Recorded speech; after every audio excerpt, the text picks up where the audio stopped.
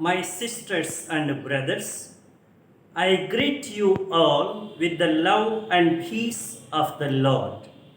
I invite you to meditate together with me on the holy word of God of 20 August 2021. The focus of our reflection: in a world that is often love starving and love hungry, love alone is the fittest and greatest response and remedy to repair the damaged face of life and to resurge it with a fresh glow. A lawyer in the gospel asks Jesus a question: what is the greatest commandment in the law? Jesus' answer is love. It is double packed: love for God and love for the neighbor. It is a love for God with the totality of the person, that is, heart and soul and mind. Therefore, we should love God with all and the full of faculties. There cannot be portions or fractions, conditions or concessions.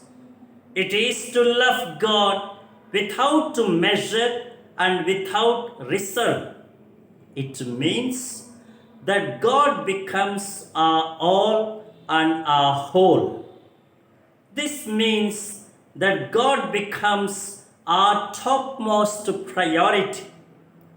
The fact that we love God means that He is not a mere abstract concept, not an idea or issue about which we have some knowledge.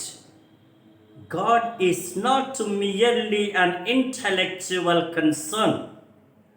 God becomes a concern of life, someone very personal, someone for whom we nurture profound feeling and sentiment, someone with whom we relate passionately and intimately.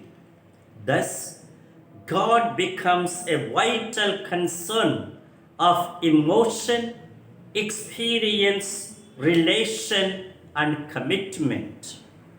This invites us then to check our frequent tendencies to make God more an object of devotions and religious activities. Instead, we must discover and experience Him as a subject who loves us and needs to be loved. As long as God is treated as an alien and pushed out of the inner circles of the heart and the territories of life, love for God will remain only shallow and fails to affect us. The commandment of love will be incomplete if we close it only within love for God.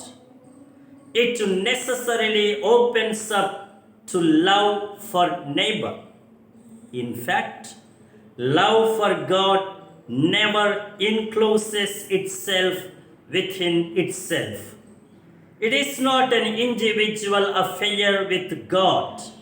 Rather, love for God finds its concrete expression in love for neighbor. A love for God that does not lead one to love for neighbor is shallow and can even be a farce. This love for neighbor must be such that it loves the other as one loves his own self. In other words, in a true love of neighbor, there is no ego interest. It is selfless. In Ruth, in the first reading, we find this beautiful combination of love for God and love for the other. Though a woman of Moab, she owns up God and the family of the Hebrew Naomi, her mother in law. Even after her husband's death, she clings to her. See her words. For where you go, I will go, and where you lodge, I will lodge. Your people shall be my people, and your God my God. This is the same integration of love for God and love for neighbor that we find in Saint Bernard, whom we commemorate today. And now, the direction and the directive for our life. The world that feels sick and wounded can be healed only with the power of love. While love for God elevates our spirits to a heavenly life, love for others commits us down to the earth.